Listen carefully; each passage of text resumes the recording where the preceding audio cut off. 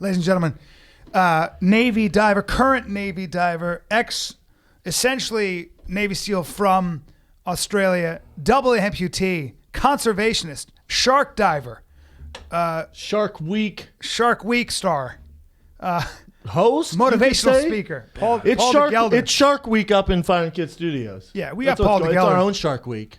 I thought Paul de Gelder. Discovery Channel? Yeah, Paul de Gelder is diving in Sydney Bay, where you can see the Opera House. And let's have him tell the story. I know. I'm just setting it up. Don't tell him, please. I'm setting it up. Don't tell his story. But I want to go. Let's have him set it up, please. Don't ruin this. It would be funny if I was like, let me explain how I feel. Oh my God. Right Paul, take it, my man. What exactly? Just you give told us the story 1,000 times. Literally 1,000 times. Tell us for our more. listeners. Probably more. So while I was at work one day in February 2009 doing a counter-terrorism exercise, I was in the water. Like you said, you can see the Harbour Bridge, you can see the Sydney Opera House. So this is a very popular spot. And we dive and work there all the time. So I'd swum and dive there thousands of times. And I was on the surface on my back with a very thin wetsuit on and a pair of fins. And while I was in the water, after probably only 4 or 5 minutes, a bull shark came up from underneath me, grabbed me by the back of the leg and the hand on my right side, all in one bite, and decided that I was breakfast and just started tearing me to pieces. And you didn't see it at all, right? It was I totally didn't see unexpected. Yeah, I was looking the other direction. And I felt something hit me, and it didn't hurt at that point. So I turned around thinking the guys in the boat got a little bit too close. And then you turn around and you see your worst nightmare attached to you, and you kind of don't know what to do. And did your natural reactions kick into fight? Because obviously, I mean, you're a tough guy, Navy SEAL basically of Australia. So your natural reactions to fight, I assume. Yeah. After a second of going, is this real life? You think, okay, I've seen the crocodile hunter, I'll jab it in the eyeball. Yeah. But it had my hand in its mouth, so I couldn't use it. So I tried to do it with my left hand, but I couldn't reach. I tried to punch it in the head. That didn't work. I think I just pissed it off, and then it started shaking me like sharks do, took me underwater, kept shaking me. When a bull shark grabs something, it uses its top teeth first to grab on, and then the jaw is actually movable. So when they shake, the teeth act together as a saw. Oh, that's nice. So while it was shaking me, it's sawing the flesh out of my body. Yeah. It's a shit day at work. Yeah. It's a shit day at work. It's a shit day. That's an understatement. It's a shit day. But like on you see these shark experts are like, yeah, you see a shark, man, you just punch the thing. You just punch in the nose. That's you my tag its favorite eye. thing. Oh yeah, it's that easy. Yeah, tried that one. Didn't work. Yeah. Oh, why? Because everything tries to do that to him, and he has protectors over his eyes, or his eyeballs are hard as shit like marbles, and it does not phase It's also him. probably 1,000 pounds of muscle, right? Yeah. This thing was 9 foot. I'm 6 foot, so it's got 3 foot of muscle on me, and they're huge. They're so strong, designed to swim around in the water, just a body of muscle. And when they grab you and they start shaking, you realize how useless and powerless you actually are. Yeah, it's killing you with its face. You realize man really isn't shit in the grand scheme of things. Yeah, we have guns and technology, but if it comes down to it, Mother Nature, sharks, bears, you're screwed. There was a conservationist at Yellowstone who said, look, this is not a park, a theme park. There are elements in this park that don't give two shits if you live or die. You've just got to understand how to navigate. But when I was watching some of your stuff, they don't really tell you what to do, and maybe there is nothing to do when a giant marine mammal or animal grabs you. I watched all his interviews, and they're like, so if I'm getting attacked by a shark, what should I do? There's no blueprint. You fucking idiots. Nothing. You're in his land. Yeah, what do you punch him in the eye? Stab him. Okay. Yeah, let me try that. I'm sure that's worked by accident where people have been like, and the shark's like, that's a human. Well, they wouldn't have just created it out of nowhere, I guess, but it's been done. It's happened. I guess it's the only thing you can do. Nothing's 100%. Didn't work for me. But, well, so we're 1 for 1. It's been our 30 so far. Was there a point when he dragged you underwater where you're like, oh, this is it? Oh, yeah. What a way to go, though. So it lasted about 8 to 10 seconds. The footage is on YouTube. You can watch it. They were recording it as part of the exercise, and then a TV show in Australia ended up getting that footage from the Navy. So it's on YouTube. You can actually watch it. But at about 5 or 6 seconds in, I'm thinking, this is it. I'm not going home today. I'm going to die right now. Because you could have easily bled out. Yeah. Well, it missed my femoral artery by a couple of millimeters. If it even nicked that artery, I would have bled out and died before I was even out of the water. All the time, yeah. And as it was, when the lads in the safety boat got to me and took me to the wharf. By the time they got me to the wharf, or the pier, you guys call it, I think, the boat was an inch deep in my blood. My chief, who took control of the situation, already thought that I was dead. Wow. So one of the guys had to stick his hand inside my leg and pinch closed an artery with his fingers to keep me alive. First of all, good thing that you were with guys who kind of knew what to do in that situation, to an extent at least. Yeah, really. But you guys, you guys don't go over what happens if one of the guys in your unit or platoon are attacked by a shark, right? Well, that's not protocol. We do a dive brief before we get in the water for every dive. We didn't that day because it wasn't actually diving. We were just surface swimming. But there's a section in the dive brief that says DMA, which stands for Dangerous Marine Animals. And the only thing it says is, if you encounter DMA, exercise caution. Thanks, Dr. No Help. Hey, thanks for that pamphlet. I love when they say that shit. They say something about a bear. If you hear a bear, chances are it is a bear. It's not just some dog. So exercise caution. Hey. So the thing that really saved my life was the military training of how to stay calm under pressure. Yeah. You know, I popped to the surface with my hand gone, my hamstring missing. At that point, I didn't know what damage was done to my leg, but I started swimming for the safety boat. And when I took my arm out of the water, I could see my hand was gone. And my medical training instantly kicked in and said, okay, keep that wound above your heart. Plus, from watching Shark Week, I knew that sharks can detect one drop of blood in 10,000 leagues of ocean or whatever. So I didn't want the blood going into the water, so I raised my arm above my heart and started swimming for the safety boat. My medical training told me that if I looked at the injury in my leg and it was horrific, then I could go into shock and I'd die. So I didn't even bother looking at it. I just focused on talking to my friends, staying calm. Wow. So all that stuff came into play. Wow. So in other words, you take your attention off your injury and put it somewhere else. As much as you can, Sorry. That's amazing. That would be your phone down here. We've only done 200 shows. He's been in show business for 20 years. Great story, though, man. I've lost my place now. We're going to have to start again. Exactly. But that's interesting when you deal with shock. I've heard that before from combat veterans and people who are trained that way. So in Vietnam, what they found was a lot of the Viet Cong would not go into shock even though they have horrific injuries because they were putting their attention somewhere else. A lot of Americans would get shot. And because in many ways, just our culture, holy shit, I've been shot, they would focus on that and go into shock. I think yours is more of, holy shit, I need to survive and get to the boat. Yeah, well, you don't have time. I didn't even think I was going to make it to the boat. I didn't think I was going to get out of the water at all. And even when I was swimming to the boat with one hand and one leg, I'm thinking, I'm not going to make it. This shark's going to come back any second. It's going to grab me by the other leg, take me underwater, and I'm going to die. Because I'm running out of air, I'm running out of blood, I'm running out of energy. I'm swimming with one hand because I can't operate my leg. And I'm just thinking, this is it. I'm stuffed. I'm going to go down right now. Yeah. But you got to stay calm and you focus on one thing at a time. Then it was get to the boat. And then it was, as soon as I got into the boat, I was so relieved at not being eaten anymore. I relaxed and passed out. And my buddy sprang on top of me and thought he knew that I was going into cardiac arrest. So he stimulated my heart. Oh, so you were going into cardiac arrest? Yeah, I passed out. Well, that's what he thought anyway. I don't know. I don't know how to tell whether my heart's stopping or not. But he jumped on top of me and started pummeling me in the chest to stimulate my heart and wake me back up. And that worked. Damn. But then I wake up and I look over and my hand's gone, mangled and bitten off by a shark. And I look up and my mate Tomo's beating the shit out of me. And I'm just thinking, today sucks. That's a rough day in the office. Today sucks. Can I ask you, I've always wondered, and it's probably a question that's hard to answer, but I've always wondered when people go through horrific or traumatic, catastrophic situations and live.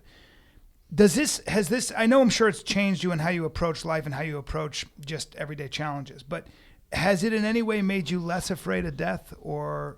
Totally. It has. I have no fear of death anymore. Wow. Bring it at on. all. Like there is, when you come that close to death, you realize there's nothing left to be afraid of.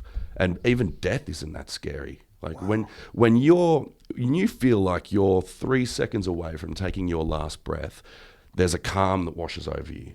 And part of that for me was knowing that I had no regrets. I had a clear conscience and I was ready to go.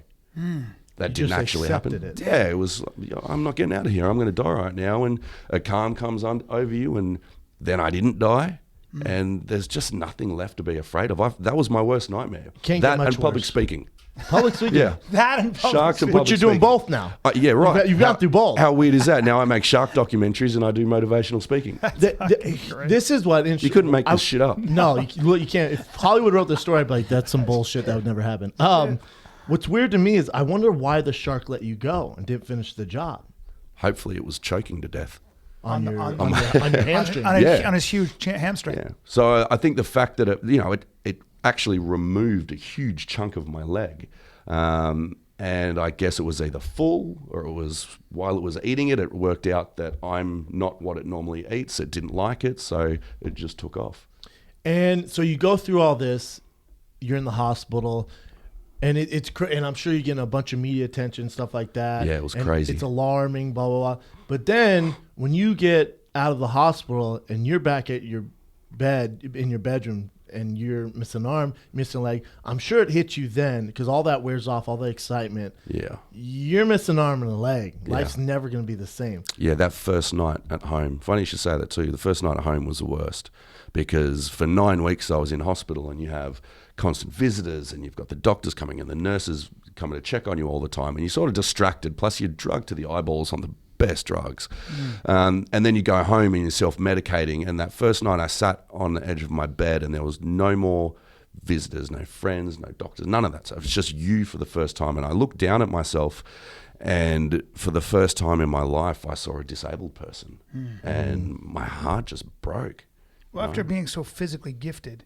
And that was everything I relied on because I'm not the smartest guy. I got by and I got through my military career by being able to push my body and my mind beyond the limits. Yeah. So that night you just started I started crying, man. Just crying. It was too much. I was thinking, how am I going to live the rest of my life like this? What job am I possibly going to be able to have? I can't go back to the job that I love. How am I going to slide down a rope out of a helicopter with one hand? You know, how am I going to go diving? How am I going to do normal everyday things like drive a car and all that shit? Is it safe to say there were suicidal thoughts? It wasn't really an option. Like stuff like that creeps in, but I never seriously considered it just because. Maybe not suicide, or do you wish the shark would have finished the job? Oh, yeah.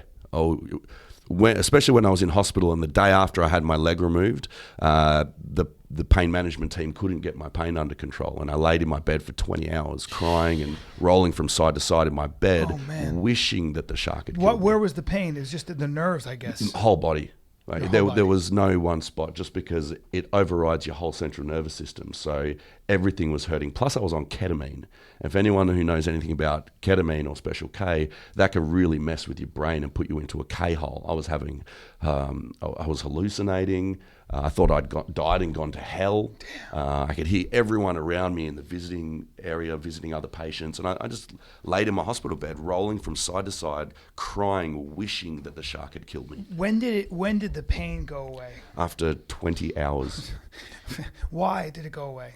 I'm not entirely sure. But they were able to give you the right cocktail of drugs. It must have been, yeah. Do you still feel physical pain from your injury? Somewhat. I have, you might have heard of the term phantom limb pain, yeah. So that's real. Oh yeah, it's bad too. And I don't have the bad stuff all the time. There's two different types. So there's phantom pain and there's what I call phantom sensation. And the phantom pain is really bad. I get an electrical bolt all the way from the top of my hip all the way down into the foot that's not even there, which is weird as shit. And it feels like you're being electrocuted. It hurts so much. And sometimes it's maybe I'll get one in 2 months and then say I'll get 20 hours of it.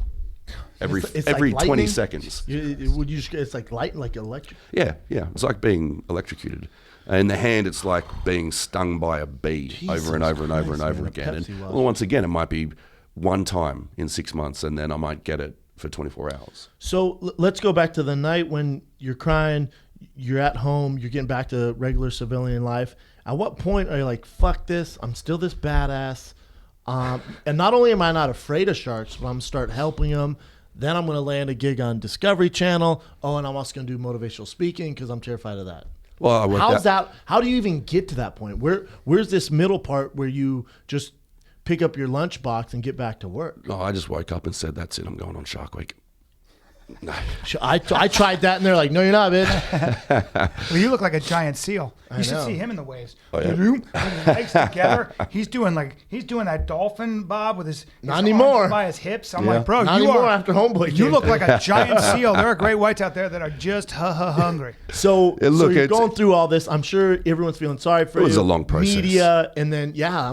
like how do you get to that Well, point? the main thing after I woke up was worrying about my career. And that was the first step. I needed to know that I could have some value and purpose. I needed my job. That's what gets us up out of bed every day. Yeah. We got value. We have purpose. We're busy. Our lives are full. So I needed to know that I could have some of that just to get the motivation to go on with life.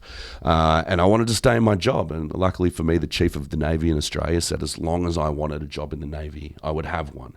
I don't think he realised I wanted my old job back, but I did. So that was the goal. And that was an impossible dream. No one's going to look at you laying in a bed with one leg and one hand and go, oh, yeah, he could definitely be a clearance diver again. Yeah. And I'm not even sure I believed it. But what I did was set small, achievable goals. Get up earlier, get off the drugs, eat better, focus on the next step, learn to walk, get a leg and then learn to walk. So it was One step at a time. Exactly right. And sometimes that first step is the hardest, because you don't have any motivation to drive you on. But as soon as you make that first step, and it doesn't matter how big or small that is at all, just as long as you take it, and then you can look back and go, oh shit, I've done something here. All right, well, what else can I do? So I started 2 days after I had my leg chopped off, and I was laying in my hospital bed thinking, okay, how did I get here to begin with? Because I wasn't always, I was an Army paratrooper at 23, and then I changed to the Navy at 28. But I wasn't always that way. I was a weed smoking, stealing, fighting, drinking punk. So I thought back to what helped me get to become this person, and it was PT, physical training. That's what gave me my drive and my focus. So I thought, well, why would I stop something that's worked in the past? And 2 days after I had my leg chopped off, the surgeon came into my room and found me doing one-arm chin-ups on the bar above my bed. I saw that picture. Yeah, and that wasn't trying to be impressive, even though I was pretty impressed in myself. Yeah. That was keeping your head. I just needed to take a first step. Yeah. I couldn't even go to the toilet by myself, but I could lift myself up repeatedly. So I just did that. Stay busy, keep your mind focused, learn about your situation. I had to learn all about prosthetics and what was out there, what was coming next, watch YouTube clips of Paralympic athletes and dudes with no legs climbing mountains. And the more research I did, the more I realized that if these people can do it, then there's no reason that I can't do it. Yeah. My life is not over. If I get the right tools, I can do any job that I need to be able to do. So that was the process. And it took a really long time. How long are we talking? So I had to go through 3 more surgeries as well, because when your bones break and they pin them together, the bones lay down this like concrete. Calcium deposits. Yeah, to help the bone heal, stay together while it's regrowing. But I didn't have a second bone for it to grow to, so it was laying down this bone concrete and creating spurs, and they were digging into my flesh. That's good. So I had to have those removed 3 times over about 2 years. So I had to keep going for surgery, learning to walk again, going for surgery, learning to walk again. So it was a slow process, but at the same time, just because I couldn't walk didn't mean I wasn't going to progress in other areas. I'd get on my crutches and I'd go to the gym and I'd work my upper body, or I'd go to work and I'd try and learn the courses that I'm going to be teaching, things like that. There's always something you can do. What's the name of your book? No Time for Fear. How long has it been out? It's been out for, I think, 3.5 years now. And that was there a book you read before that helped you more than any other book? Was there anybody who you listened to that put things in perspective, that gave you mental tools, or had you already kind of been exposed Was to there that? any authors that also got bit by a shark and helped you out? Yeah, I mean, it's kind of... That's a good question. That's a good point. He's kind of, No, I mean, you're right. I mean, in other who words, can relate to that? Right. I'm not going to read fucking Shakespeare when a shark bit my arm and leg. I'm going to do my own thing. Yeah. You don't become a motivational you kind of had to write your talker. own book, right? I mean, Yeah, well, look, I have some great friends. I have some very clever friends that helped me out with some good advice. And one of them said to me one day, I was feeling pretty bad, and he said, look, don't feel bad about feeling bad. There's nothing wrong with that. It's a natural human emotion. Feel bad. Just feel bad, identify why you feel bad, and then fix it or move on. Don't let it ruin your day, your week, or your whole life. And so that's something that makes a lot stayed of with sense. me. Yeah. Like kind of allow yourself to be human about this. Yeah, Acknowledge exactly it, right. but then you got to get going. Yeah. Like you can't be a habit or a lifestyle feeling sorry for yourself. Exactly right. So there wasn't really any books. Obviously, there's the movie that was surprisingly just on TV the other day when I was hanging at my friend's place at Imperial Beach, Men of Honor, about Cuba Gooding Jr. plays Carl Brashear, the Navy diver that gets his leg taken off. And, so I watched that about 1,000 times. Movies are important. Story. There's also a book that helped me with my mindset, which is The Peaceful Warrior by Dan Millman. I've heard about that. Really good book. Just sort of changed my mindset about a lot of things. Like, what do you mean? Like, you mean about feeling sorry for yourself and focusing internally instead of looking externally at what you can achieve. And that's actually been my greatest sense of happiness. Not trying to provide for myself. I made so much money doing this motivational speaking, more than I ever thought I could possibly do, and doing TV and stuff. And I could buy myself a nice car and I can buy a house and all that stuff, but I don't need it. You know what makes me happiest? Doing things for other people. So putting your attention over there again, not on yourself. But we, Paul, we live in. I always talk about this, a culture and a society that really does focus on you're allowed to really make yourself the center of the entire universe. No. And that's the wrong way to go about it, right? We're also an entertainment bee. That's still a bad idea. We're surrounded by it. Yeah. So our view's a little skewed because we're surrounded by entertainers where it's about them. Yeah. And that is one of the things that I only spent two weeks in Afghanistan doing some stand-up for the troops.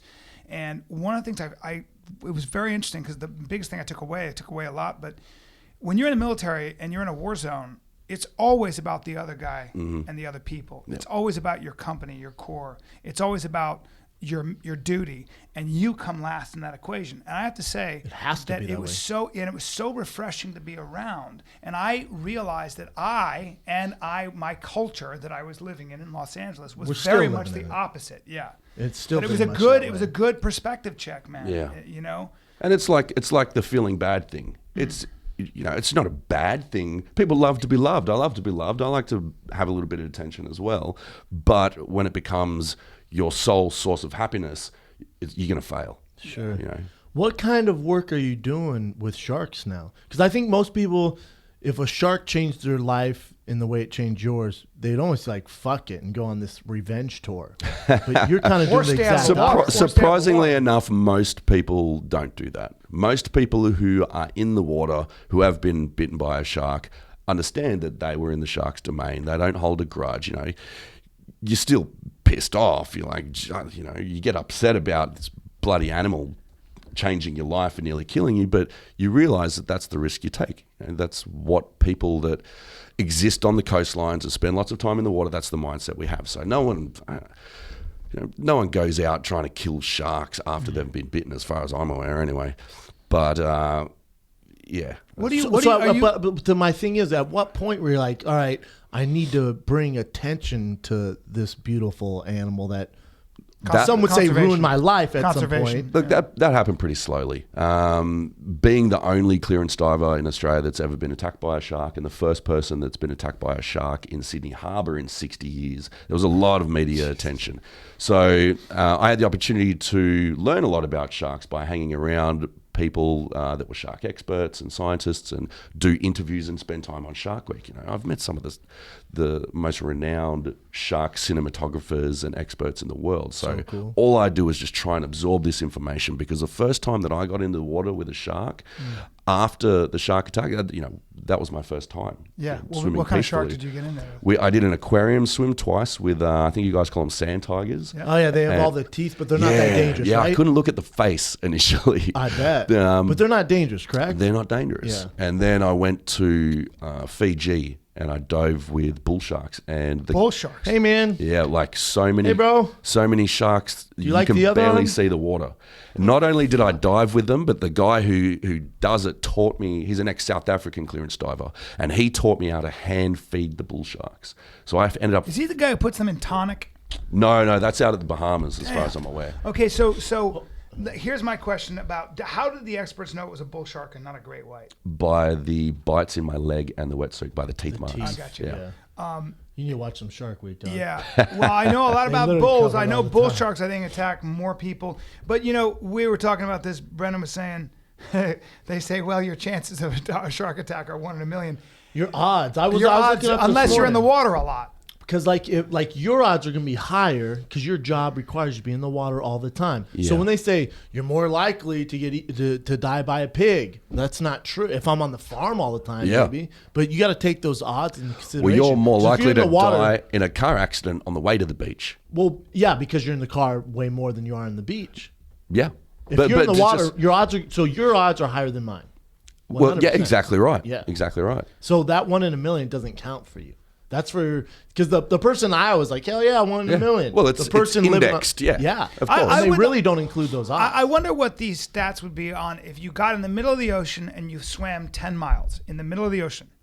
I wonder what that would do to your Depends what odds. part of the ocean. People do it. Yeah, it depends on part of the ocean. Yeah. It depends on the time of year. Depends on if there's fish around. Morning, dusk, dawn. Yeah. So You the watch same Shark week Week, that so- I got I know a bitten. lot We about go sharks. over this. I don't need to no, go No, over I'm saying Shark Week. they do? go over all Really? the stuff. Yeah, Ooh, yeah. it all They depends. literally cover. I mean, how long Shark Week been around? So 28 years. They've So they've answered every they do question this. you can imagine. In a cage and all. It's nuts, man. Yeah, they're incredible animals. I didn't fully appreciate them until I was actually in the water with them. And when you're in the water with them, I'm not talking about great whites in a cage where they're blooding and baiting them. Yeah, I'm trying but to when do you're swimming with 15 bull sharks, 20 nurse sharks, you got 30 reef sharks all around you, and you think in your brain when you're on the surface this is going to be terrifying, but when you're down there watching it, it's so amazing and you don't feel threatened at all. Why were those bull sharks not dangerous in that environment? Well, they're not always dangerous anyway. They'd been doing this for 16 years. And it was a dead reef. They went out there, they recreated and reinvigorated this reef. And the sharks weren't even there at that point. So they had to attract the fish. The fish attracted the sharks eventually. And then it was another 6 months before they could even get the sharks in close enough to try and feed them. So this was a really long, slow process. And they built up a recognition and almost a friendship, I think. Is that dangerous? Because I see a lot of kind of criticism with the shark diving when they chum the water, and then the sharks, mainly great whites, associate chumming and blood with humans because then they see humans. Yep. So when you guys are trying to attract these bull sharks, whatever, and you're feeding the sharks, don't you think that's kind of That's what I thought as well. But then I talked to Brandon, who'd been doing it all this time, and he said no one gets bitten by sharks there. The only guys that get bitten are the natives in Fiji that go out there at night spearfishing. Oh, because they hit the fish Yeah, blood and exactly. attract sharks. Yeah. So they're the only guys that get bitten. Because my friend Ken is a long distance swimmer, and he went to a while back off Catalina. This guy got in big trouble because he was chumming water and getting monster great whites to come up, but the problem was surfers were a mile away. Oh man! And it was a big issue, right? I mean, this guy got, they tried to find him and he fought it, but he was bringing tourist boats out there and chumming the water and getting these great whites to come up. See, I want to see that. Of course you do, and so do I. But you can't do that when you got It's surfers. pretty amazing, but you're right. Yeah. So now, my buddy Ken, he gets in the water. He does a swim. He gets in the water at Catalina at 11 at night, 11 p.m., and swims. He freestyles to Santa Monica. He gets to the shore at 7 in the morning or 6 in the morning. Dusk and dawn. And I'm like, bro, you swam in those waters, and we know there are great whites. We know there are great whites all in that area. And you swam at night on the surface, splish, splashing away. And of course, he was like, well, you don't made really it. think about Yeah. it. Well, I do. On top of that, they had That the would be light. the only thing I can think about. They had the lights. The boat had lights on. He said, turn the lights off. They go, you sure? He goes, yeah. Because the guy said the problem with lights is that the squid come up. And when the squid come up, the sharks come up. So let's go ahead and not have.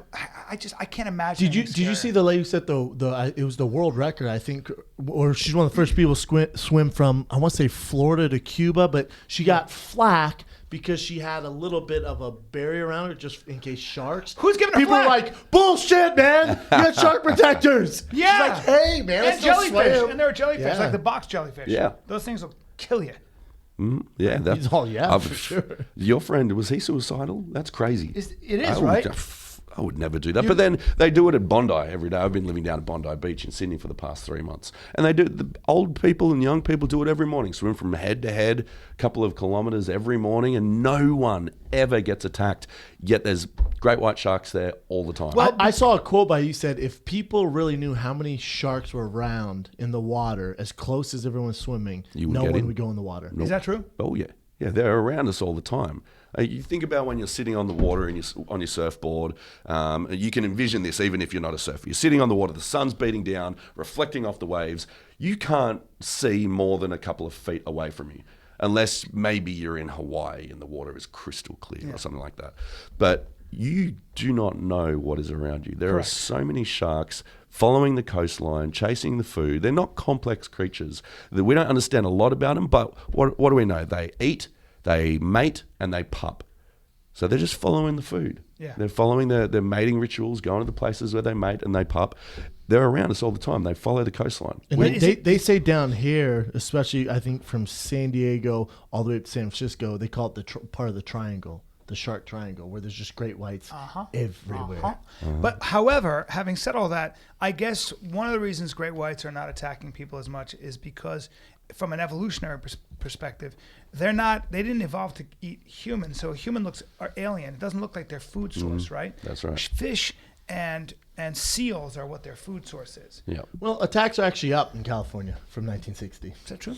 Not deaths, attacks. Yeah. Yeah. Right, well, and that's why it's just...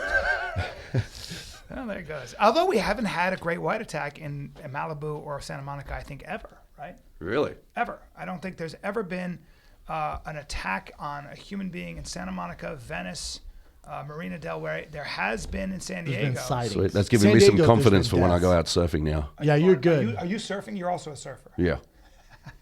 Yeah. I saw a picture of you surfing. It's nuts, man. It's crazy. It's good fun. I don't do it well, and it's frustrating because I can get towed into a 10-foot wave and surf okay. And I don't know how to surf. I know how not to drown, so I have a lot of fun. But the whole popping up on a surfboard with a back foot you can't feel, and a knee that you can't bend, and a hand that's not there to help you push up. Not so easy. It's pretty challenging. Yeah. But I don't do it to stand up. I do it to go out there and have some fun and hang out with my friends and be in the ocean. So that's living for me. Heck yeah, man. There's nothing better, I think, being in the ocean. You do a lot of surfing. I used to do way more. I love it, man. After Paul told us they're everywhere, I'm probably not going to do it anymore. But, just come with me, because then what's the chance of someone getting attacked by a shark with a guy that's been attacked by a shark? I know, That's true. right? Although they call that the gambler's fallacy. Yeah, You know that, right. Yeah. It's like, it can't happen again. Well, of course it can. But hopefully they bite that same hand and you're like, sucker. There we go. So how much stuff are you doing with Shark Week? And I couldn't be a bigger fan. It's literally, since I was a kid, it's been my favorite week of the year. It's like Super Bowl. You don't leave the house. No, I record all of them. I watch them at night. But and we never had cable. I've never had cable. We never had it as a kid. We were too poor, so I had to watch it other ways. But it's so worth just finding out. So how's it go down? Like, I'm always interested how, like, you guys film it how far out and they just save it for the week of Shark Week? Like, did you film it a year ago and then they're just saving it for this big week, or how's it work? No, we shot at the start of this year. Yeah, so basically you have to work around when the sharks are going to be in the area. What sharks you must film first. So we didn't film in Australia. The show that I shot this year, they filmed in South Africa and in the Bahamas. 2 years before that, we did Australia. So we did all on the east coast around New South Wales, around the area that I live, and then down in South Australia where they do the cage diving with the great whites as well. And that's all around the start of the year. And the shows you shot this year for Discovery Channel, what's the premises? So this year's show is called Sharks Among Us, and this crazy, awesome doctor, Chris O'Connell, created this shark barrier utilizing magnetic fields. And his goal has been to try and allow humans and sharks to coexist. And by creating this barrier, that's what he wanted to do. So we had to test it out. We got to find out if this stuff works. So what better way to test it out than put it in the water, then get in with it. So what does it do? It sends out magnetic waves, and the shark...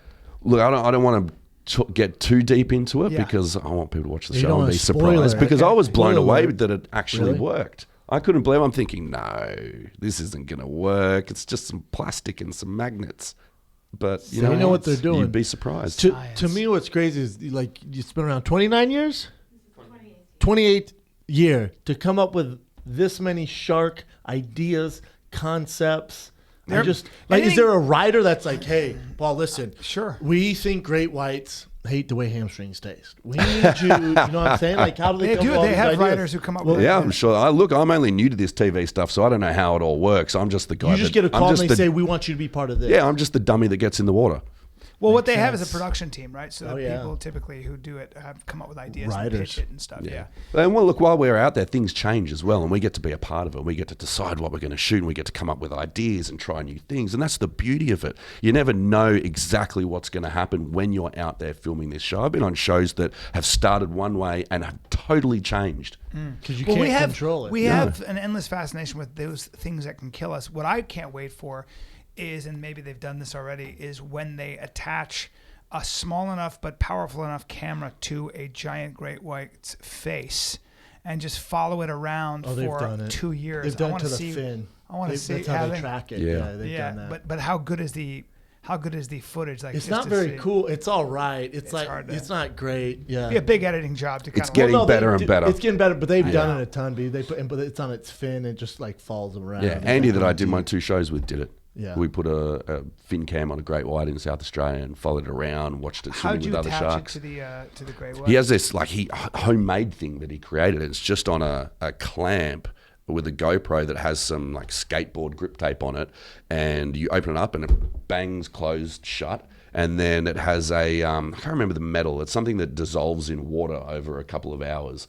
And then that piece of metal dissolves, it pulls off, and it has a VHF receiver on it.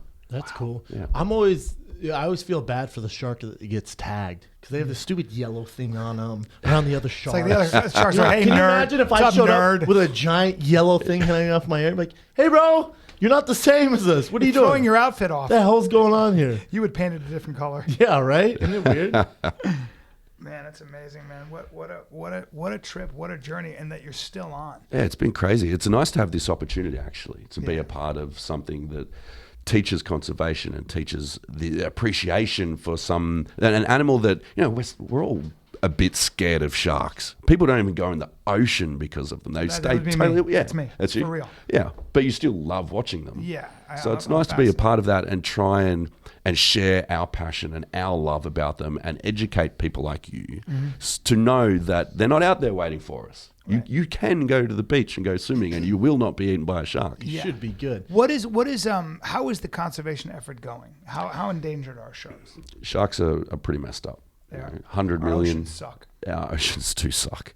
And it's getting worse and worse. Even the Australian government is allowing coal ports in the Great Barrier Reef. We've got a oil mining platform going down to the Great Australian Bight, which is full of marine life. It's going to be put in an area that is so unstable, so rough, and it's just a disaster waiting to happen. Coral reefs are being destroyed at such an alarming rate in places like the Philippines and stuff with dynamiting to get fish and stuff like that, right? And and drilling for giant clams. And the commercial fishing is taking all the fish away from the reefs, so they die as well. And I heard some crazy stat about tuna. Do you know how obsessed Americans are with tuna? 97% of Pacific tuna are gone. Wow. 97%. Because from 50 years ago. And also we are, I don't know that they do this anymore, but they would, they take these sort of dragging, they were like the size of not a net. Super trawlers. Super trawlers, the size of a semi. And they would troll. And so the bottom of the Atlantic for stretches as large as Western Europe are dead zones. This ecologist was on there because they would drag and it takes up everything. Clams and everything. I mean, snails. Yeah. Look, if you could actually see, if we could take the water out of the oceans or create an X-ray beam or whatever to see into the oceans, we would stop like that. I think so too. It would be a crime to keep taking fish. International cooperation. How do you designate sort of fishery-free zones? I do think we're doing better, aren't we, with fish farms and stuff? I don't know if those are bad or good, but there's contention on the point. There is contention on the point, but we've got to do something. In fact, we got to do something. And one of the things we're doing is actually. What do you think we should do? You're the guy balls deep in it. We definitely need to start instigating some more legislation into commercial fishing We need to stop raping the oceans of all the fish. We need to stop shark finning for a start. Shark feeding? Shark finning. Finning. Killing them for their fins. Killing them for their fins. Watch a great documentary called China, Shark Water. Shark Water will tell you everything you need to know. And that was made 10 years ago. So you can imagine the state of the oceans now. It's like the rest of the planet. We need to be put in check. We need to take more control of this, or we're going to destroy the planet. You know, we're all part of this system. We're all part of the ecosystem and the circle of life. And it is so out of balance now because there's so many of us consuming everything in our path. Yeah. If we keep going, we're going to kill not all the animals, but we're going to kill ourselves as well. Technology over legislation, I think, is the answer, because every time you try to legislate, it's so hard to get international cooperation, and people find ways around. But if you listen to a lot of these conversations with people like Sam Harris and Michael Sherman, all these guys who are kind of like leading the conversation on what to do with our future, evolutionary biologists, what's fascinating is that they are now taking fish and farming them not in the ocean but in giant tanks on land, which has actually showed some promise. They were showing sort of like difference, but also, I mean, this is a ways in the future. You have to make such bigger changes, but growing meat without a head, which is what cloning is, and doing that, so growing meat without a central nervous system, so suffer-free meat.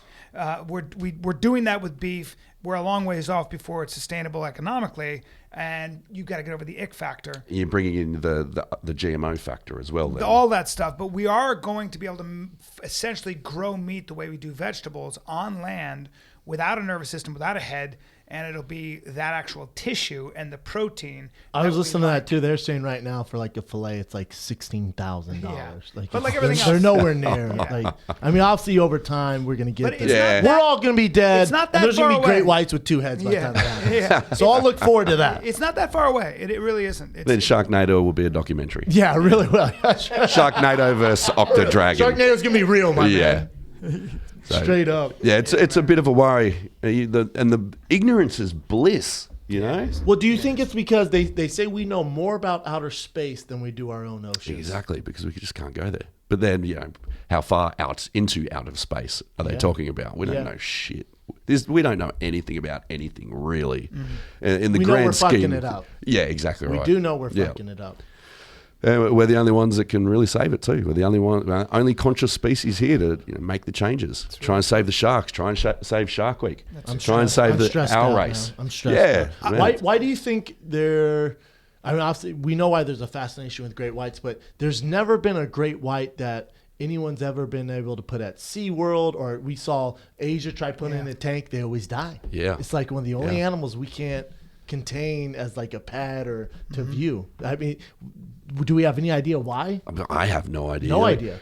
People talk about me as a shark expert. You know, just because I got bitten by a shark doesn't make me a shark expert. You're on Shark Week. You're an expert. I know stuff. I know more than the average person, and I get this knowledge through friends of mine that I film with and I work with in conservation and stuff. But I'm not an expert. I'm not a scientist. I'm not Dr. de Gelder sitting over here with my lab coat. It's so true. Just because you've been on the receiving end. Yeah. It's like just because you might have gotten chlamydia a couple times doesn't mean you're an expert on chlamydia. You know what I mean, guys? Well, what? I don't know why he always makes it sexual. Oh, he's on Shark Week. Oh, sorry, buddy. I like to bring. On Shark I like to bring a sexual I'm exploring the subject. So I'm learning about. This is why I like it as well, because I get to learn, and as I learn, everyone that watches Shark Week gets to learn as well. Sure. That's the beauty of it for me. That's exactly right. And do you think Shark Week on Discovery Channel is helping or hurting the public's persona of what they think of sharks? No, I think it's helping.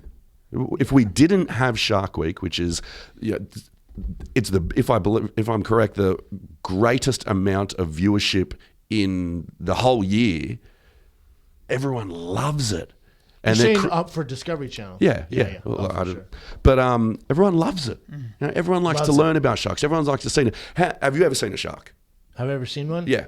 I have. I've seen like those bullshit ones with the teeth. Yeah. But it is I've never seen the. What do you mean the bullshit ones? The ones the one you swam with in the tank. Those suck. If it's not a great white or bull. But the thing is, it's actually so rare to see a shark in the wild. Yeah. So especially if you live inland and you don't go in the water. But even I've known surfers that have never seen a shark in their whole life. Up until I got bit, I'd been diving for years. I'd never seen a shark. it's like seeing a unicorn sometimes. They're so amazing and beautiful and graceful, and we keep loving every year more and more, learning about them as the scientists learn more about them. Yeah. I totally think it's helping. I think it's, let's save them. Have you Exactly. Have you had a lot of shark attack victims reach out to you? not a lot. I've had a few. Yeah. I worked this year with one actually. One of the kids that got bitten in South Carolina, was it? By a bull? North Carolina last year. There was a bunch of shark bites going on down there, and this kid from Colorado was down there as well. And last year I flew up there and went and visited him and had a chat. What happened to him? He had his arm removed above the elbow, and so this year we got him down to the Bahamas to come on my show, Diving with Sharks. Oh, nice. Yeah, It was another bull shark? Yeah, we had bull sharks all around us. It was incredible. His mum was crapping her dacks, but he was all for it. Jesus. Tigers, I guess the big three are tigers, bulls, and great whites. Yeah. Those are the ones you got to worry about. What about mako sharks? Um, Again, you're not an expert, so. Well, I'm not an expert, but the quickest shark in the ocean, one of the scariest looking sharks in the ocean, if you ask me. They look like mini great whites. Yeah, to they me. do. But there's not too many. As far as I know, there's no unprovoked attacks from makos. Yeah. You see them having a go at spear fishermen and stuff sometimes, but you're competing for food. You want to get in the circle of life, then that's your fault. Yeah. Let's go to some current events. some current Evan, events.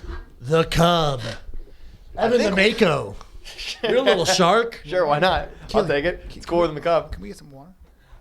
So I actually think that you and I may have read the same article today. Which one? The article on Vice about the amount of energy and money that we put into mapping space, which is a zillion miles away and has given us very little in terms of return on our investment.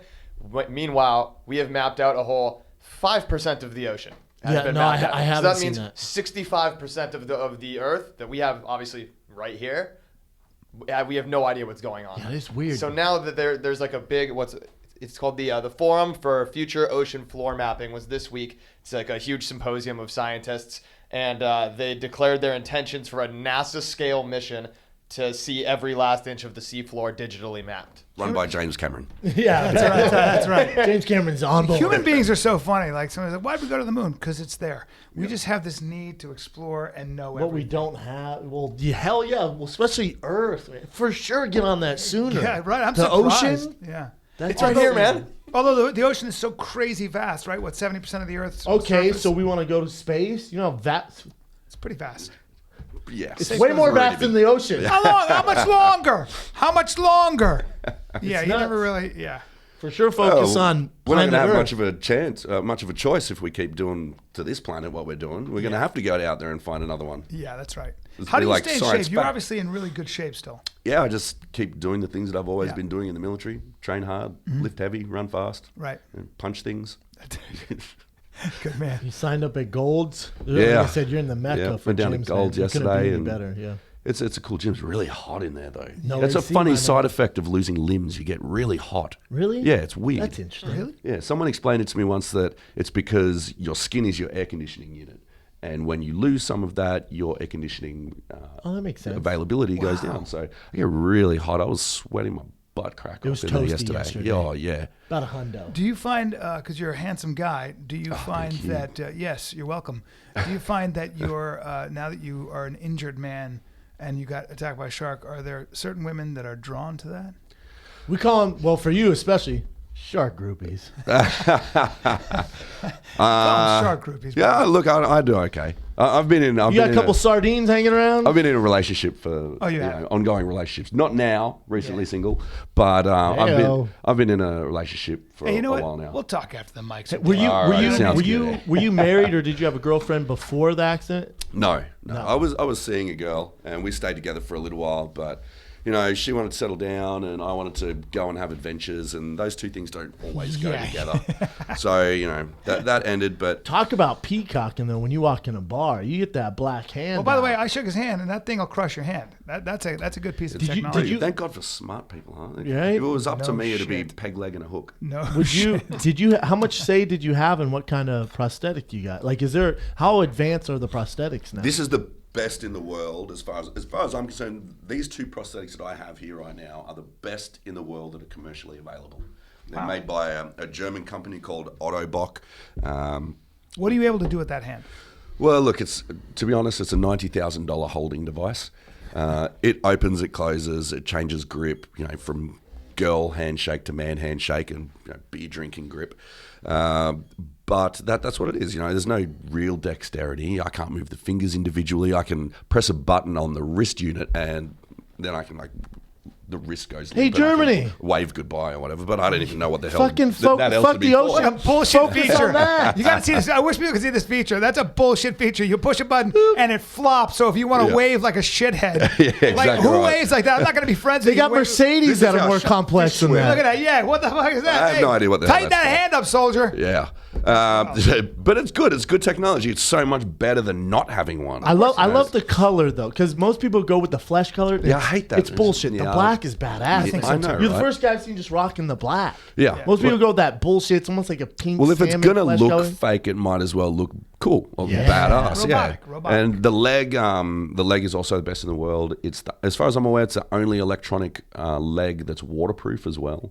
So I can go swimming with it. It's got a running mode, but it doesn't have a running foot. So Is that covered by insurance or? by Veteran Affairs? Yeah. Oh wow. So how does that explain how the foot works then? It's not. Well, a it's the running- leg. I'm an above knee amputee. So what they actually call it is a knee. It's a prosthetic knee. So I've got the socket on my upper thigh, and then the knee attaches to that and has a hinge at the top of it. And you program it with a computer. You bond it together via Bluetooth, and you set up how fast you want the lower leg to swing through when you're walking.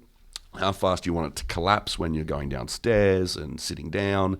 You can set up anti-trip modes. You can make it free swing so you can get on an exercise bike and pedal and things like that. You can lock it out in case you want to do straight-legged leg raises and things like that.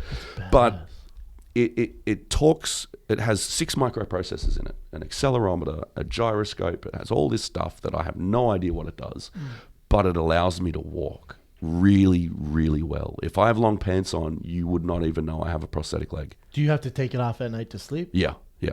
And that's one of the hassles that you just have to get used to. I got to get up in the morning and I've got to put a leg on. Some people get up in the morning and they have to find their motivation, or they have to find their happiness, or they have to find a reason to keep going, or they get up in the morning and they have a cigarette. I get up in the morning, I put my leg on, I go to the gym.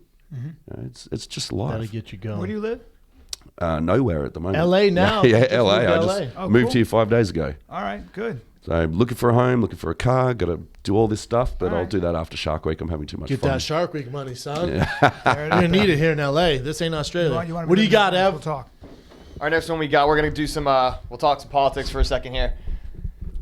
After definitely the worst mass shooting that we've had in the States in pretty much Ever. forever. No, it's ever, yeah. Yeah, pretty much forever. The Senate couldn't get enough bipartisan support to push through any new laws regarding control. not surprising. They all got rejected. It's not surprising. Yeah. Is that an indication of how corrupt your government is? No, A little bit. I think people will blame the NRA and their lobbying efforts. I actually think it's a philosophical difference.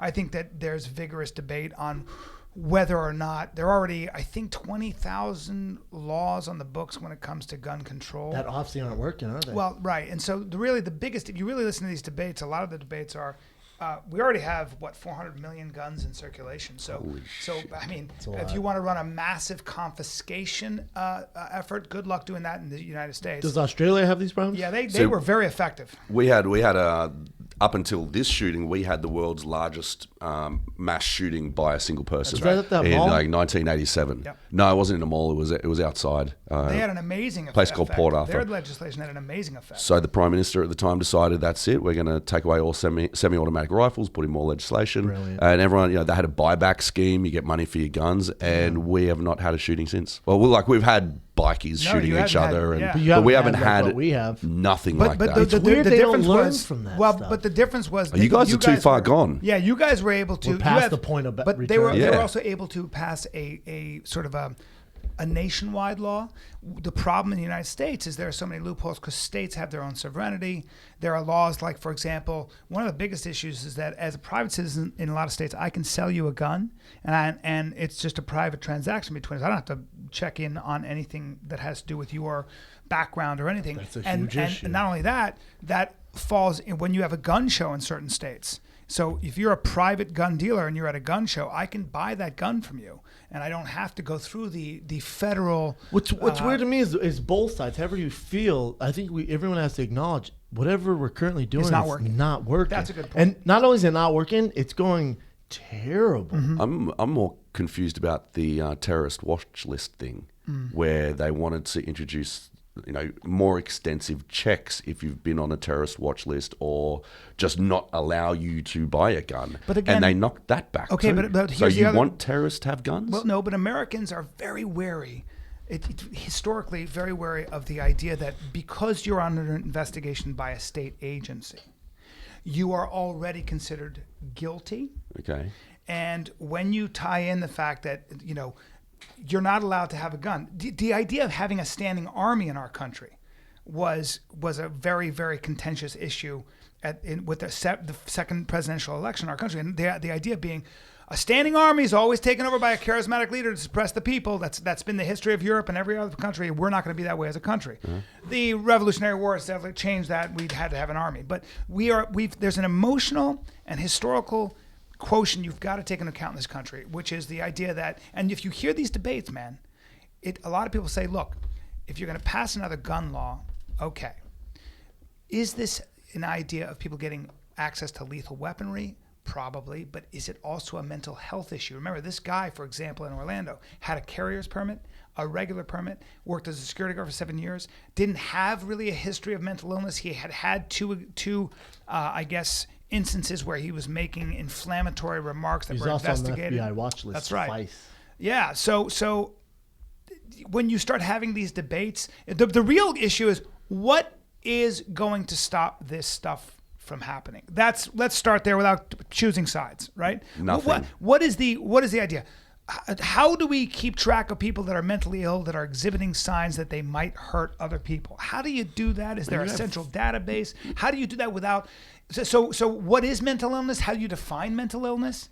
If I'm depressed, is that a mental illness? Does that go on my public record? Does that affect my employment? These are really questions that people are wrestling with. And you have to be very careful with how you define these things, because you're giving someone, usually a government agency, power over you that can have ramifications for the rest of your life. That's all I'm saying.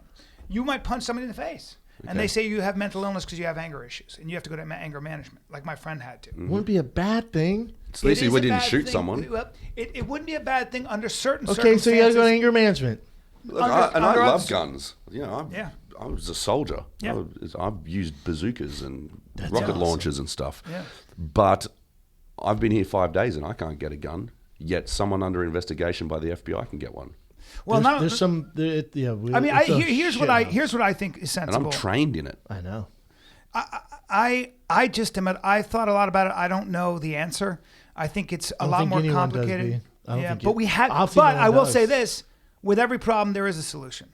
And I think that the solution's out there, and I think that we need to. But I think both sides are not talking to each other. The debates in this country crack me up, because what happens is we break up into teams, and people get very emotional. They go, "I'm a gun owner. I'm an American. Fuck you. You're a liberal communist." And then the gun control people say, "Listen, man, there's got to be sensible gun control here." And they go, "You're fucking infringing on my rights." What's weird? Where's the person going? Hey, whatever you believe in, it ain't working. That's what we're doing. It's terrible. That's probably most people. Terrible. That's probably most people. But the debate gets Except hijacked. for the people that make the decisions. It gets hijacked. I find it interesting that people want more guns.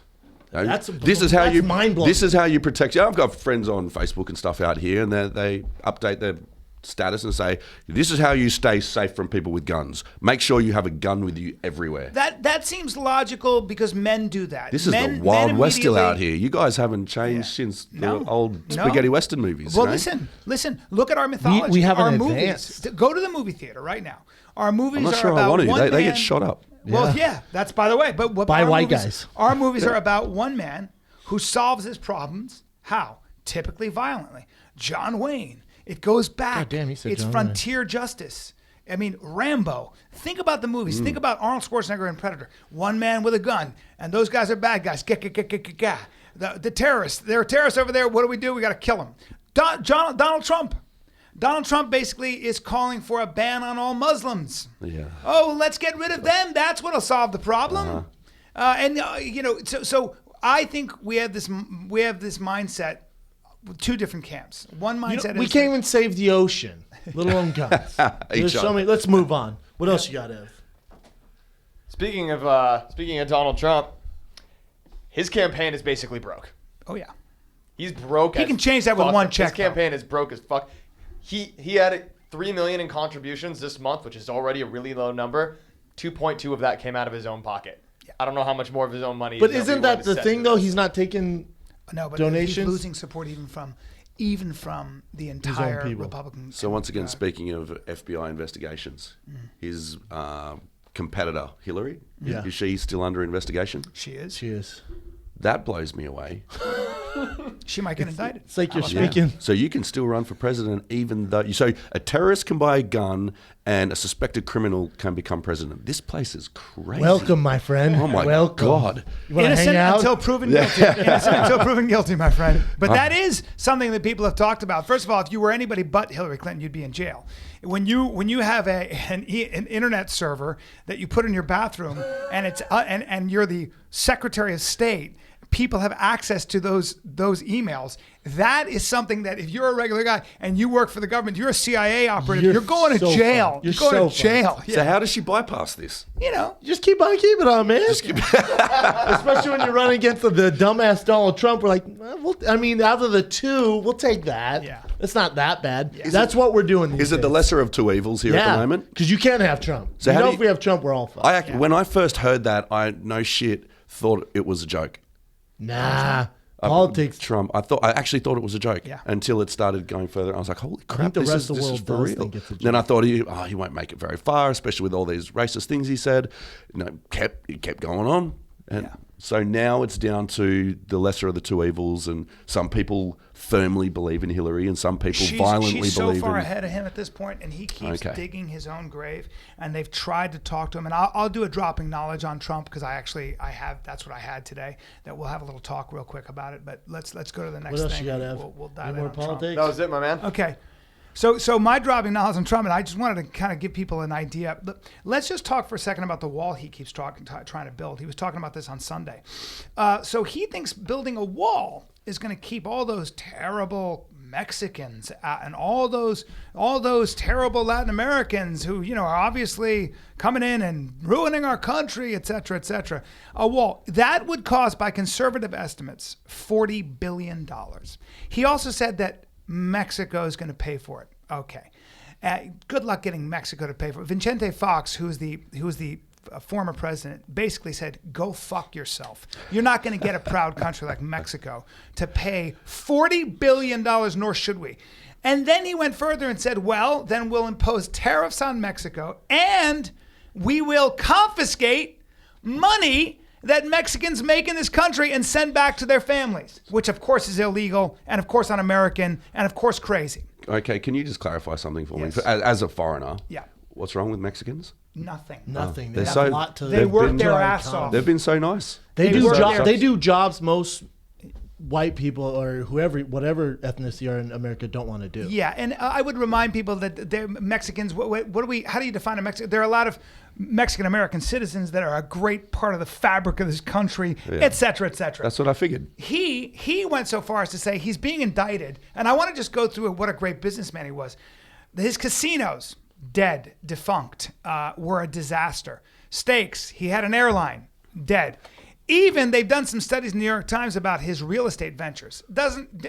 Made a lot of miscalculations. A lot. People in Citibank and the banks that loaned him the money, a lot of those bankers were fired. A lot of the banks went broke. So you're dropping knowledge how shitty Trump is. Yeah, but we keep going for a sec.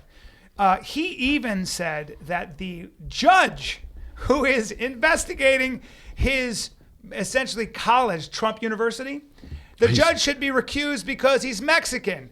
Well, he's ethnically Mexican, but he was born in Indiana. And they were like, but dude, he was born in Indiana. He's an American. Are you saying because of his ethnicity This is the big dropping knowledge, though. So just we've already got how We've been crazy through he this is. Trump stuff. No. This is important.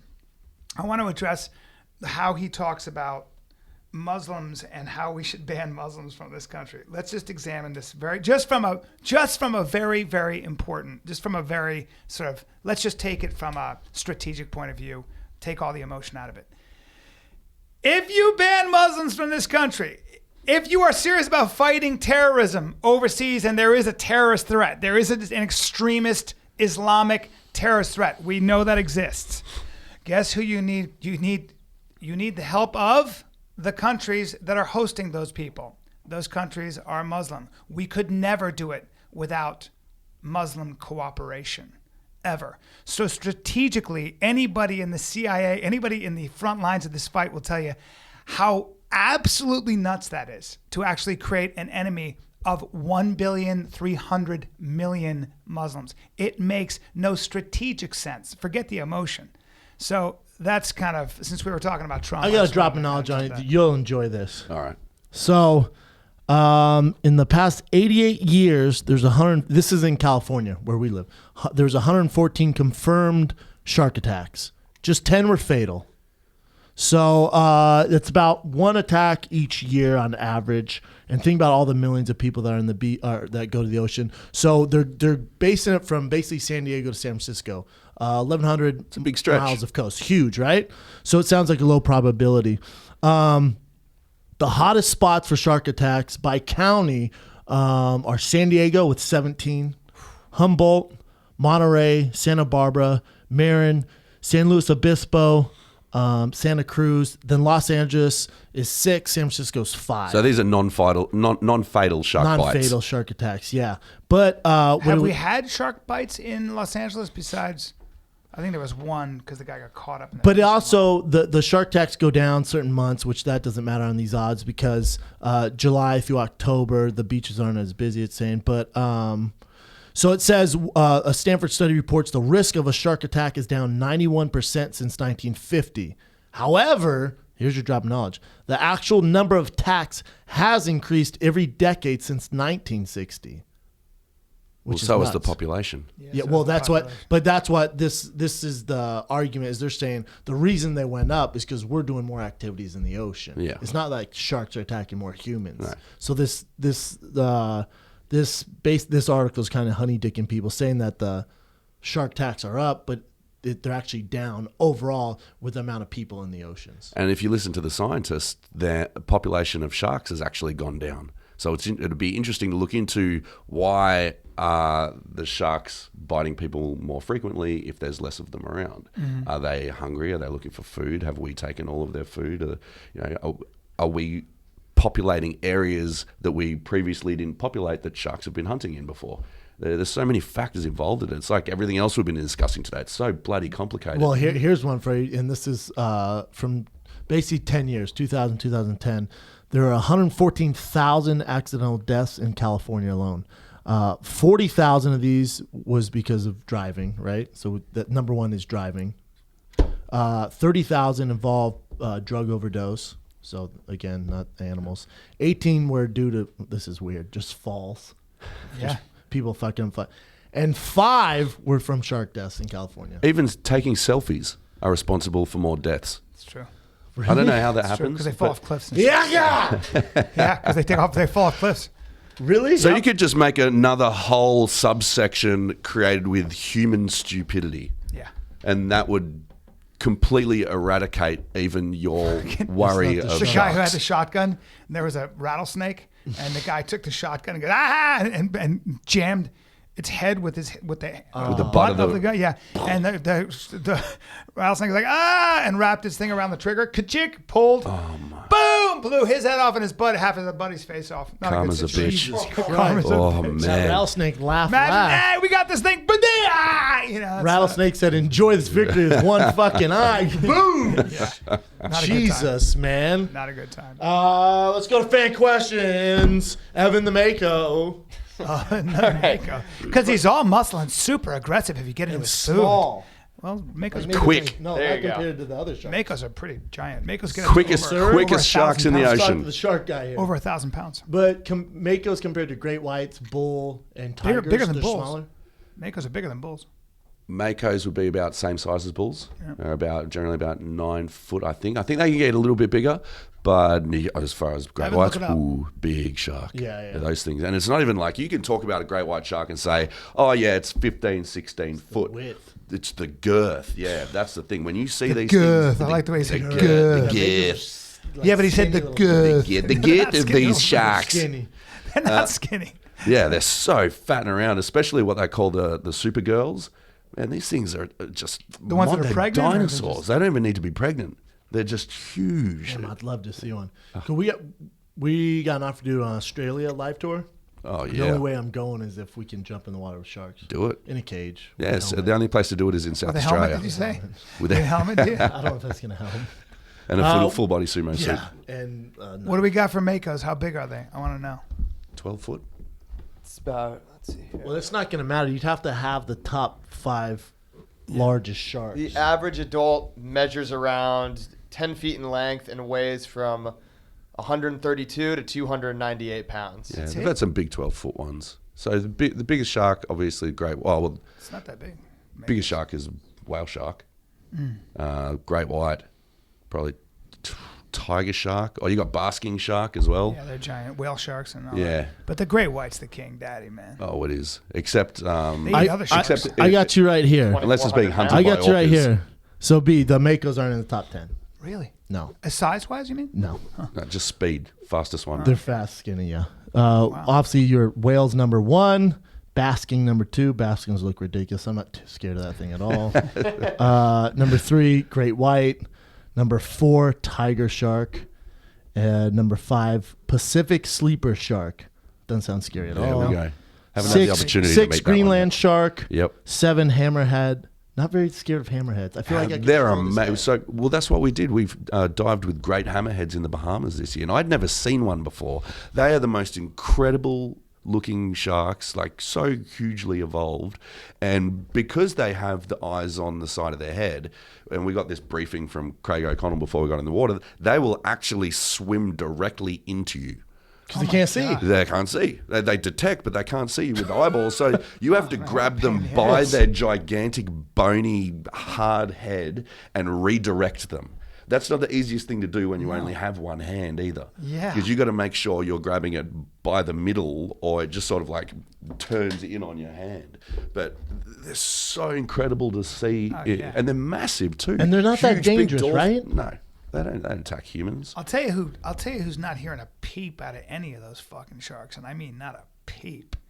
The old orca. Oh yeah. The old killer whale. Orcas laugh at great whites. Yeah. And Okay. false killer whales. You know there's false killer whales as well? What do you mean? So they look a lot like killer whales, but they don't have the black and white markings. They're grey. And we just had a guy, an amateur drone flyer, get footage of, I think it was 3 false killer whales chasing down and killing a great white shark. Jesus Christ. Yeah, so they got it all filmed Dude, from I gotta above. see And this. how It did was they kill amazing. him? They come up underneath him in the It stomach like actually, a dolphin? they chased it down. I think they must have wore it out a little bit. And then you just see this white flash, and it's the shark's underside up facing towards the camera. Yeah. And it's basically got it like a dog does a bone. You can Jesus see the Christ. great white out either side of its mouth. I gotta see this. Where's this footage? It should be on YouTube. This is called a flash whale? Just Well, that's my Google. new favorite animal. Just Google false killer whales. False killer whale. Yeah, Oh, whales false kill flash- sharks. Is that what it's called? A false killer whale? False killer That's whale. the scientific. That's But what it we is a refer killer to it? whale, right? Yeah, no, it's not.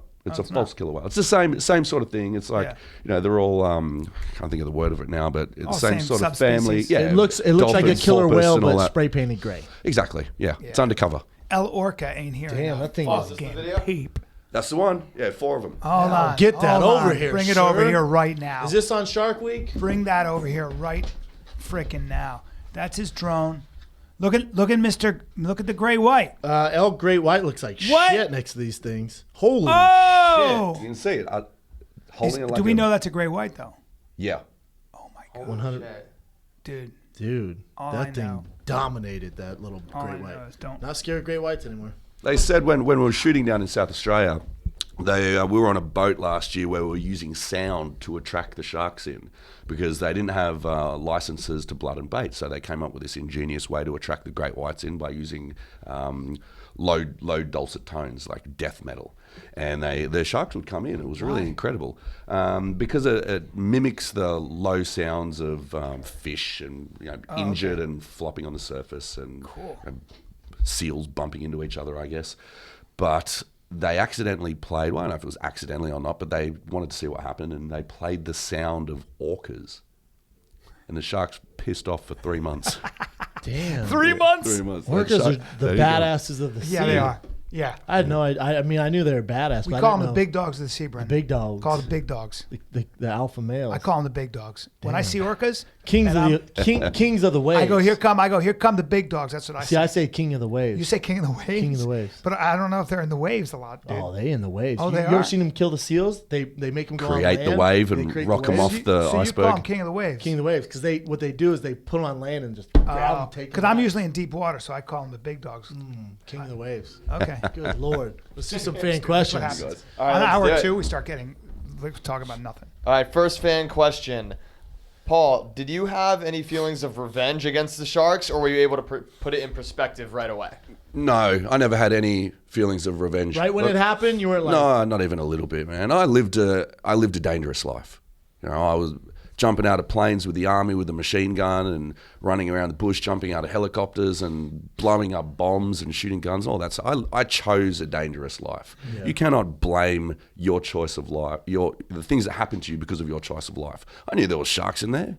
It sucked, but I didn't. signed up for Did you it. do any? Exactly right. Did you do any training in the Northern Territory? Did you have any contact with crocodiles? No, I've been up there. I've seen them. They're pretty impressive. They're pretty horrifying. Oh yeah.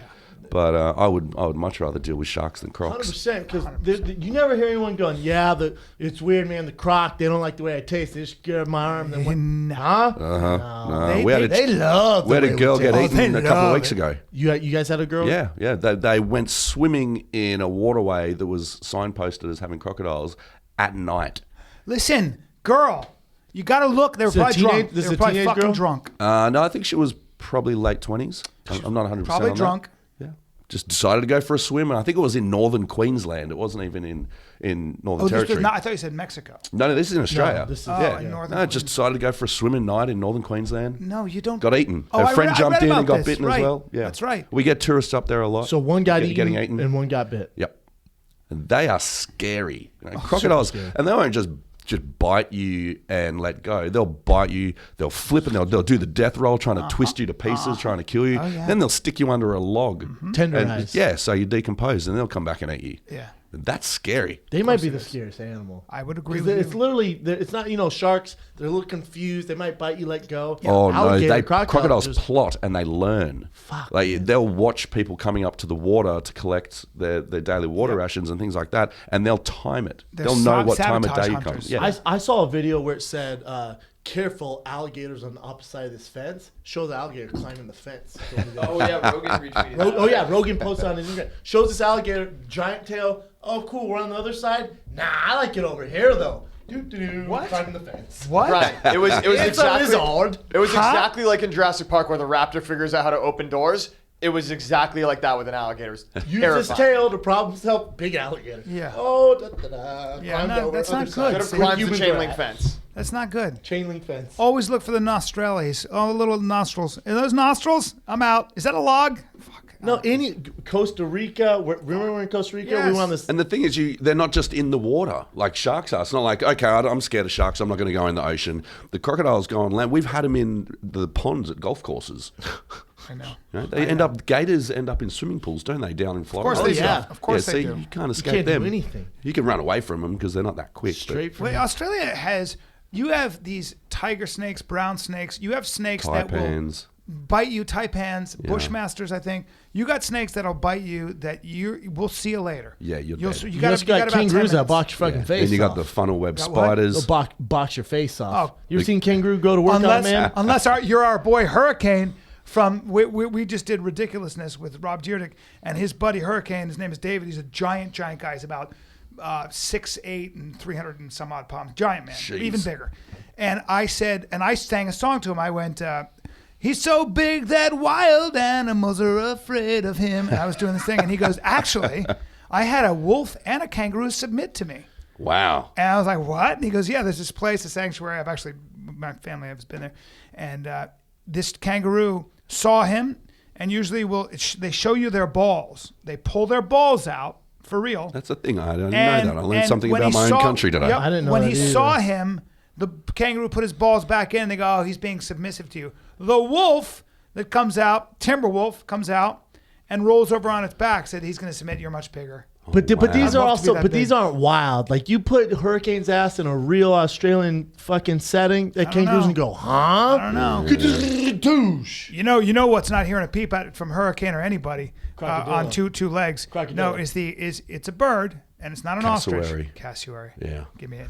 Okay, Oh man, those things, they got the big claw on their leg, they got the Tell big him. bone on Tell their this head. fucker. They will kick you. You don't know shit, not bro. worried about him. You fucking excuse Oh. me? Are they Tell him. here? Tell this fucker. No, they're Open not your here, fucking ears. They're like a velociraptor. It's a In the claw velociraptor. that comes out, they will kick you and the sliced open stomach. Open your Are fucking they as stomach. Big, are they as big as ostriches? Yeah, no. bigger. Oh, that's They're big. They're thicker. That's them so there. Shut yeah, up. they got that See big, that big blue neck, Yeah, big tell him. front claw. Tell this fucking They guy. will kick you and open you up. Yeah. You guys are scared of them in Australia? We're You're not scared scared of of them.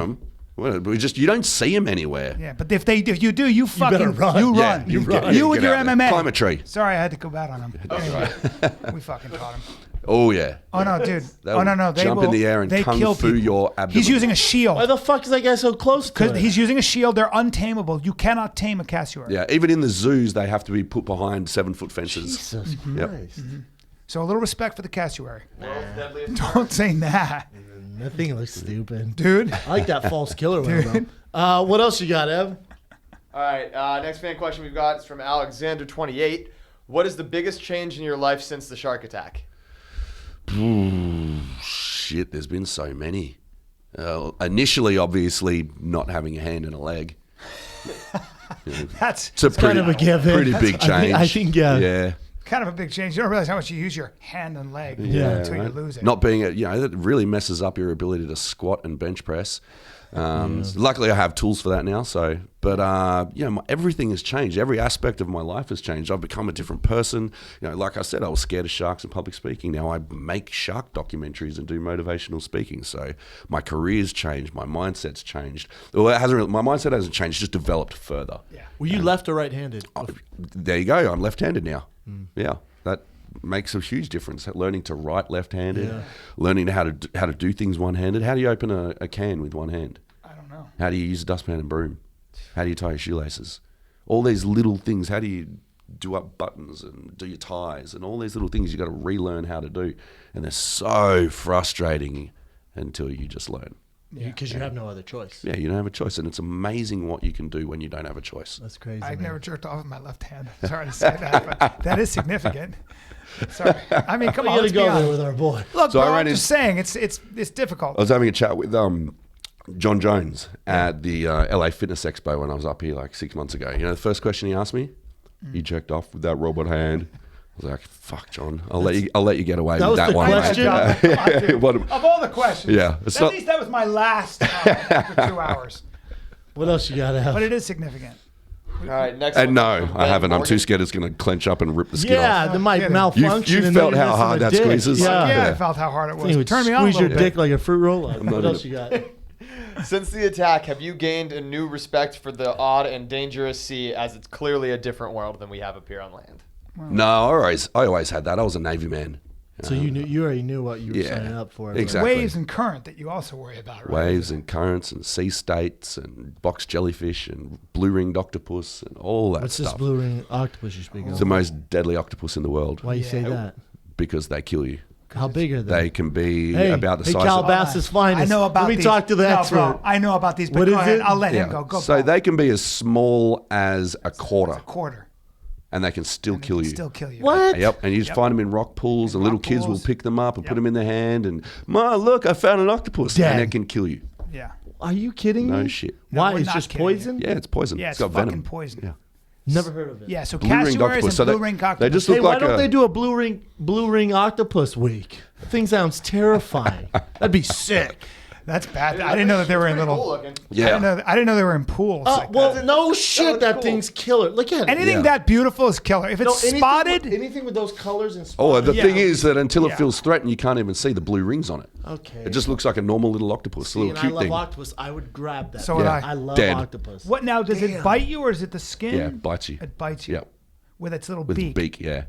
and injects a poison. in you. Oh shit. Yeah, they're really, really venomous. Scary. There's a lot of And poison. are those shit. only in Australia? As far as I'm aware, yeah. Perfect. I haven't heard of them being anywhere else. Perfect. Yeah, just another one to add to the list. Yeah, don't wade. There's in too many pools. ways to die in Australia. Well, you know, when I was in Fiji, Besides gun by man. Yeah. yeah, that's true. That's true. I was in Tahiti and they had the scorpion or stonefish. Stonefish. Yep. Those are And they look like stones. Yeah. And my I nearly kids are put my running hand around on like, one. what's that? I nearly put my hand on one. Those are Dude, nasty. It's painful. Those are So nasty. ugly. They What are. else you got, Ev? All right, we got one more. Being an expert, is there any true fear to justify being scared of sharks while playing in the oceans? I know sharks are brutal, but lightning is dangerous too, given the chance. So would you say that shark encounters are more fate and randomness, or should these two kids keep their tasty asses out of the water? Well, firstly, clarify once again, not an expert, but I've never stopped doing something I love because of the things I'm afraid of. Sure. You never stay out of the water because you're scared of drowning or anything like that. Man, don't worry about that. Life will hand you what it's going to hand you. Just enjoy yourself, live your life. I'm more afraid of not living than I am of dying. Sure. But there are also ways for you to avoid being eaten by a shark. Stay up to date on current events. Check with your surf life Stay on saving. land. Stay on land if you're a big girl's Don't blouse. swim dusk or dawn, right? Well, there's contention on that point as well because a lot of shark attacks have happened in the middle of the day. Don't swim near the mouths of rivers. If you're swimming near piers where people are fishing, obviously people catching fish and the fish is flopping around are going to attract So sharks why in. not near mouths of rivers? Because that's where the bull sharks go in and out of, because they're the only shark that can live in freshwater and saltwater. So they go up the rivers and they pup so that there's no threats to the lives of their baby bull sharks. So I grew up thinking that the rivers were safe. Well, dude, when we were they in also don't say don't wear shiny stuff. Yeah, shiny stuff is going to make you look like food. When we were in Costa Rica, off times, first of all, the mouth of the river was, as he said, just 300 meters just down that way. So I was like, that's already a huge problem. Second of all, the crocodiles come out and they beach on the beach. They're on the beach. They're 20 footers on the beach. Now, apparently they don't bite you in open water. I don't believe you. I don't believe and you. I'm not getting in Especially that saltwater crocodiles. That's Couldn't right. be any more nasty. Just because it's never been done doesn't mean it's not going to happen. water. That's right. And my kids are frolicking around the water. I was like, nah, I don't like this. I was right with them looking, as if I'm going to do anything, by the way. Still, though. It's personal responsibility. Sometimes it's fate. Sometimes it's unlucky. Sometimes it's ignorance. Sometimes you just got to chalk it up as you were the... We're all going to die. watch that We're all game. going to die. We know And what that. a better way to go than by a crocodile shark. Yeah, at least At you'll least have you're a gonna good story in CNN. heaven. You're going to make CNN at least. Yep. Big deal out here. Well, is there any more, Ev? That's it, my man. It's a wrap. Boom. Paul Paul, de Gelder, you're a good where can man. they find you, brother? If people want to watch, learn more about you, website, Twitter, all that. I've got a website, pauldegelder.com. I'm going to be on Shark Week all week. Whoop, whoop. On Facebook, Instagram, Twitter, all that stuff, just like everyone else on the planet is. And what's your handle on Instagram, right? Paul de Gelder. Boom. Nice and We'll simple. tweet And it the out book as well. is No time for fear. You can get it online. Bet your No sweet time for ass there's fear. no time for fear. There's Unless some you're... really good surgery photos in there too. I've had, when I do my motivational talks, I've been doing it for about 4 years now. I've had 43 people pass out. what? No shit. Oh. 39 men. Oh, you man. bring them up. You bring up. The Yeah, pictures. and I give a fair warning. I give a big screen to say, graphic photos coming up. I make very light-hearted of it Yeah. as well. I have a bit of fun with it. I give everyone a warning. If you don't like blood and guts, just go to a happy place, close your eyes. I'll let you know when it's all over. But then someone told me that they passed out just because of the way I was explaining it. Well, blood. I feel I've sick. had I had a girlfriend who would faint at the sight of her own blood, and she did it twice. She got she got like nicked and was like, yes, "Ugh." she got yes, and she. If you were I'll messed tell you up, who you it could is. have some fun I'll tell with you who that. it is after Yeah. we were standing there, and she nicked herself, cut herself, on a knife, and she went. I looked over, and I just heard. just kradoom, and she was out on the floor. I was like, holy shit! I couldn't believe it. Just passed Well, out. Paul, we appreciate you coming on, man. Thanks It's such for having an me. inspirational story. You're one of the good guys, man. Cheers, we brother. got your back, brother. And thanks a lot for We'll coming grab on. a brew Hell yeah. because you're Yeah, you're our brew, neighbor now. and we'll talk about true. this ocean. What the hell the three of us can do to fix it. This is the Fine Kid. We're out.